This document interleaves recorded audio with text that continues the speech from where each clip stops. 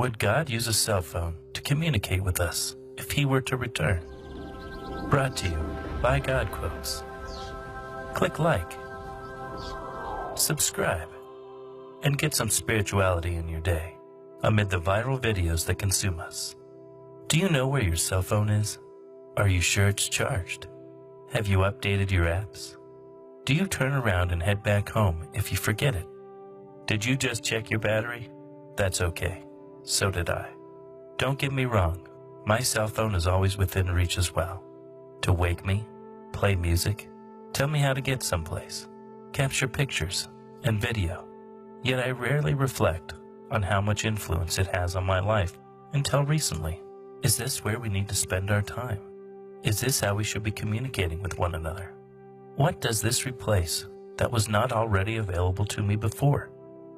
A recent article that I read stated that we are in fact living in a parallel universe. This virtual universe that can take all the time we have, overwhelm us with visual stimulation, and disconnect us from the real world, people, faith, and most importantly, God. The internet age, or information age, is relatively new to us, and we are only 20 years into a world filled with an overload of information, multitasking, head down, disconnected environment, and one-word answers. Take for instance the car. When first created in 1886, they did not have seatbelts, and were not introduced until the late 1940s and early 50s. Even then, it was only an option. Now, we don't think twice about putting on a seatbelt. Keeps us safe from injury, death, and we have faith that it will keep us safe. Are we walking around with cell phones that have no seatbelt? Not to say that phones will have seatbelts in the future.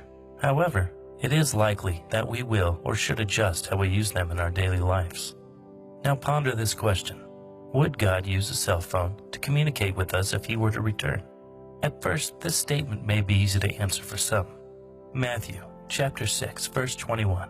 For where your treasure is, there your heart will also be. What we treasure we worship. What we spend our time doing and thinking about shapes and molds us into the people we are.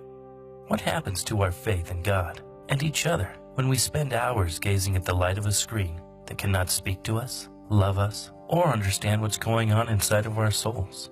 How does it change us now? How will it affect how we are in the future? Much like a fish swimming in a clear lake, looking for food, yet worried if the food they seek is from something unseen that can hurt them. Some fish, not all, will look at a lure, fly, or bait before grabbing it, seeming to wonder, is this real or not? Others just hit the bait and hope for the best.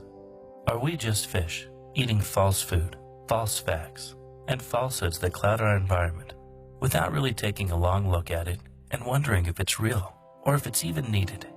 Should we slow down the next time the new upgrade for the iPhone arrives? Slow down before snapping that picture or video. Slow down before posting and gleaming through other posts.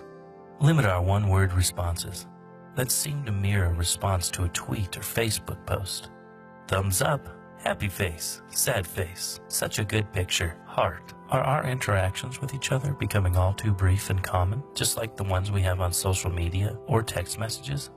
Are we too quick to judge and say harmful things because we don't look into the eyes of the person we are belittling and judging? John chapter 1, verse 12. I have much to write you, but I do not want to use paper and ink. Instead, I hope to visit you and talk with you face to face so that our joy may be complete. The Bible reminds us to not write, type, comment, or hit thumbs up, but to meet in person, face to face, so that our joy may be complete. Remember what it feels like when you see a person you have not seen for a while, and you can look into their eyes, tell them you have missed them, tell them how you feel, embrace in conversation and hug.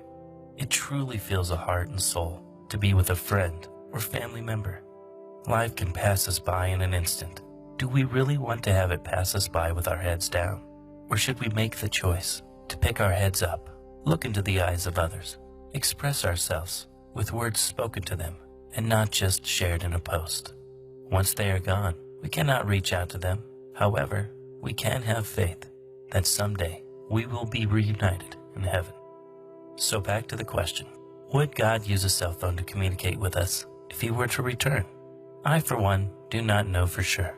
However, I have faith that if he did, it would only be to say he looks forward to seeing me in person, so that we could visit and talk face to face, so that our joy may be complete. Make your joy complete. Have faith, pray, and go have a conversation face to face without the aid of your cell phone, unless you're calling to say, "On my way to see you." May God make your joy complete, my brothers and sisters, always. For more videos, click here or here, and to subscribe, click here.